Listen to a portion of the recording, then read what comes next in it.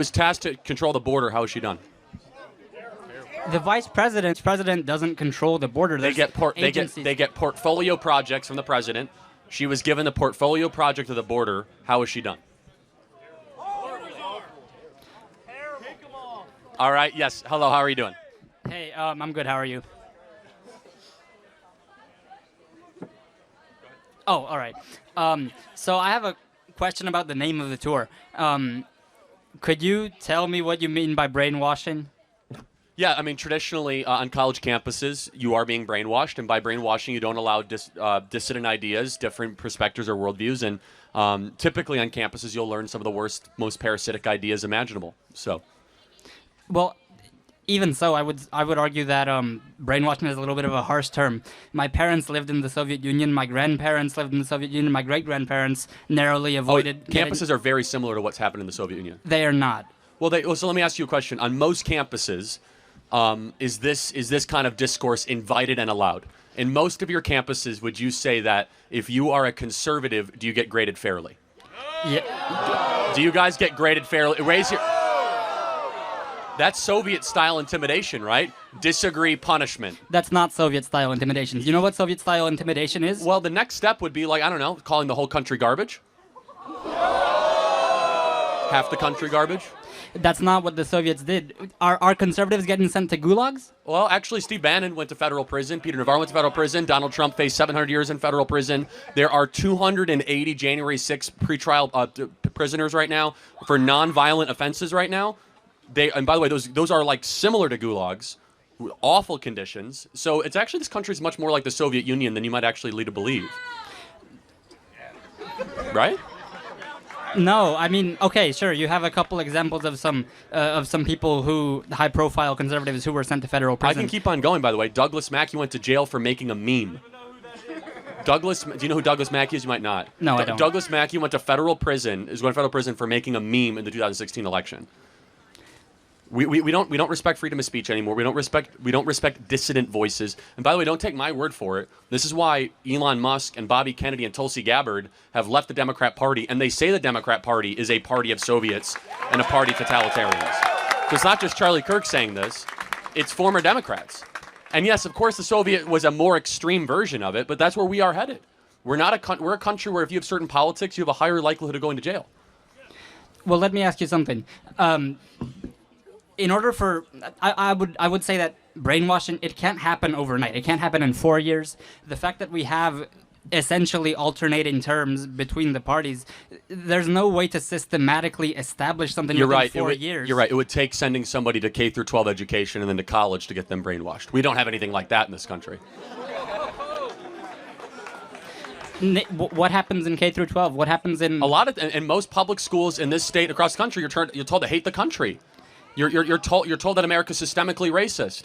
You're not taught who Thomas Jefferson is, or James Madison, or John Jay, or the Federalist Papers. Well, that's simply false. Name a school where they don't tell you who Thomas Jefferson is. Do you think they teach Thomas Jefferson as a hero or a villain in most public schools across the South?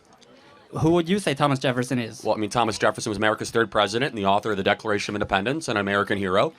Is there a gray area? There must be a gray area. You can't say, oh, he's definitively a hero or he's definitively a villain. Well, actually, I mean, hold on. Yes, of course he did things that were bad, but he helped found the greatest country ever to exist in the history of the world. That's pretty heroic. So would you say that you have to, would you say that you... But yes, of course, you mentioned the things he did wrong, but in history, you must understand people in the context of the times of which they live. And the context of the time of which he lived was widespread. He actually released the slaves at the end of his life. And that's one example of many, by the way. But the point is this, is that the emphasis on trying to get a generation to hate the country, what Thomas Jefferson did is he gave you a free society that your parents liked so much that they left the Soviet Union and came to. Thank you, Thomas Jefferson. That's probably worthy of hero status. Well, I'm not saying that he's entirely a villain either. I'm saying that there's a gray area, and you say, "Oh, well, do they teach him as a hero or a villain?" It doesn't matter. But everyone, no, hold on. First of all, they don't. Just so we're clear, they are removing any reference to Thomas Jefferson in curriculum as if he's anything good at all.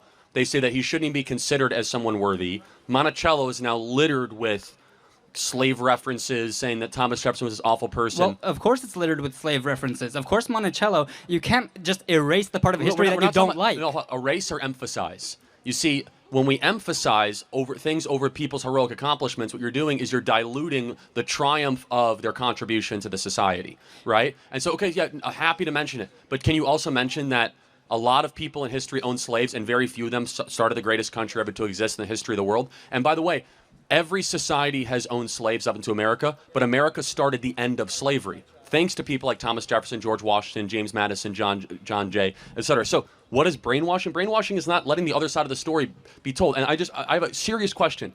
Do you think most college kids, maybe at this campus, yes, could even tell me the preamble of the Declaration of Independence? No. Okay. Do you think that they can name, how many articles of the Constitution are there? 5. 7. No, it's not Trivial Pursuit, right? But I mean, the point is that most people don't know anything about their country. They know nothing about their country. Okay? Yet they know a lot about how America is systemically racist, and they know a lot about how like trans people are like being marginalized, and they can like repeat that climate change is an existential threat to America. Well, repeating that, humanity. repeating one sentence is different from repeating the preamble of a constitution. Do you have the constitution memorized? Well, pretty close. Pretty close. Well, let me ask you something. Does memorizing the preamble? No, not memorize. I said first of all, I said the Declaration, but that's a separate issue. But no, the point is that no, you didn't. I'm pretty okay. Fine, I can do both if you want me to do both. One of the forcing events was necessary for one people to dissolve the political bands that have tied them to another, driving from the equalization, driving the power that.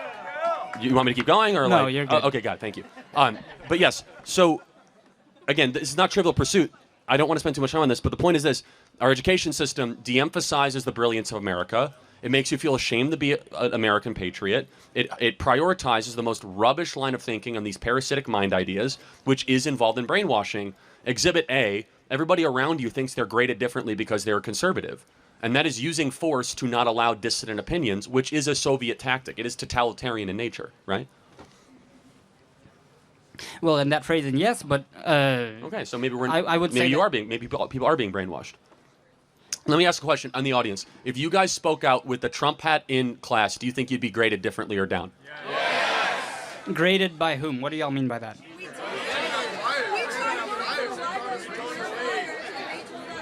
So these are your classmates telling you that they can't wear a hat of someone who probably will become president, hopefully on Tuesday, and was president once again, and that they will be kicked out of libraries, graded differently. That's a Soviet country. That's not a Soviet country. No, it's a Soviet-like country. In the Soviet Union, if you were to wear a hat of a dissident, they would disappear you. And now are they getting disappeared? Well, or just told they can't go in the library? This is the hold on. That's a by the way, no, exactly. I understand. That's an introductory step. What you're saying is you're cheapening down what is now the gateway drug to Soviet totalitarian. Oh, it's okay. They can't go to the library. Oh, well, it's okay. I'm not saying that. I'm just saying that you're falsely equivalent. No, it's not equivalent. There are gradations of it. Of course, we are not yet at the Stalinistic level of Soviet Europe, but we are closer to that than people would ever realize. Where you can't wear this hat right here in a class without some teacher grading you down, without somebody calling you a terrible name or fearing for your safety. That's not a free society. And that's one of the reasons why Donald Trump is doing so well, because we're going to take this country back from these savages. So now you call non-conservatives savages, and you're saying that I said from the people that cancel us. Yes, no, you did. You did not say that. You said from these savages. Yes, correct. If a professor grades you down for a different grade, they are a savage. If somebody decides to punch you in the face because you wear a Trump hat, you are a savage. If somebody goes after you and says, I'm going to fire you from a job because you support Donald Trump, you are a savage. Let me be as clear as I possibly can. If you are performing late-term abortion, you are a savage. If you're sex trafficking kids, you are a savage. You want me to give you more examples? Oh, hey. With Zeem, you can stream free local TV. Want me to give you more examples?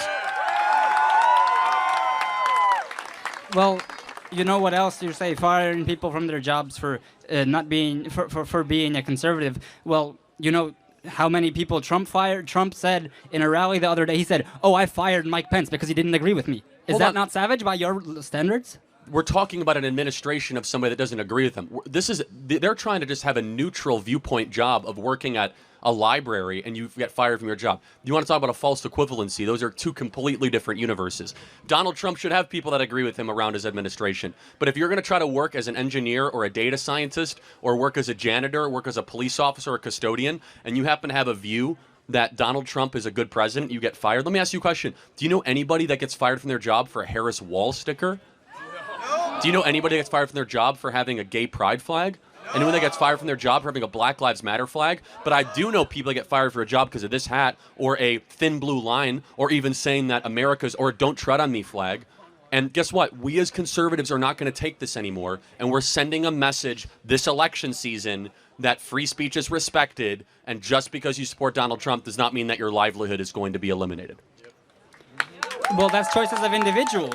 No, that's choices of individuals. Okay, I understand. We can keep going, but let me just say this: it's not the choice of a publicly funded university that you guys pay for to be able to punish their customers. Well, appeal it. I'm sure. They I'm have. Sure, no, Thank you very much. take it further. Are you- Take it further. are- I guarantee you. No, you don't guarantee anything. You'd be surprised at how they say. Are you voting for Kamala? I am. Okay. What is her greatest? Hey, free speech. Free speech. Yeah, they have the freedom of speech to boo you. That's right. Do I have the freedom of speech? Okay, so if I boo them, then it's an impediment of freedom of. No, but I just gave you an open mic for 15 minutes. Let's just tell me, what is Kamala Harris's greatest accomplishment?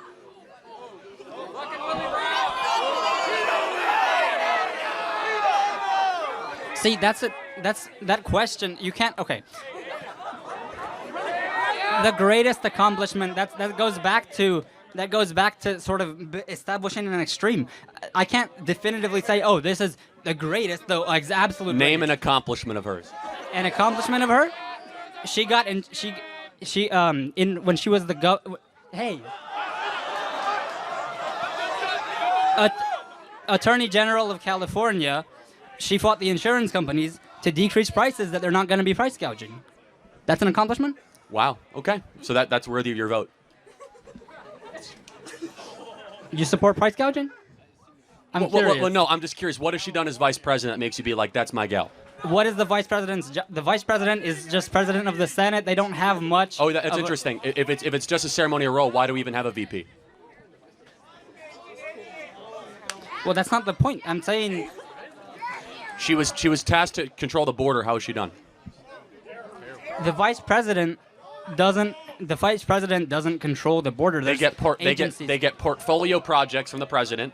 She was given the portfolio project of the border. How has she done?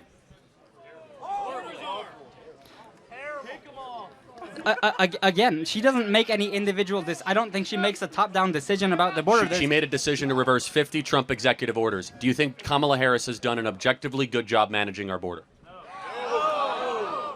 No. Okay. I appreciate the honesty.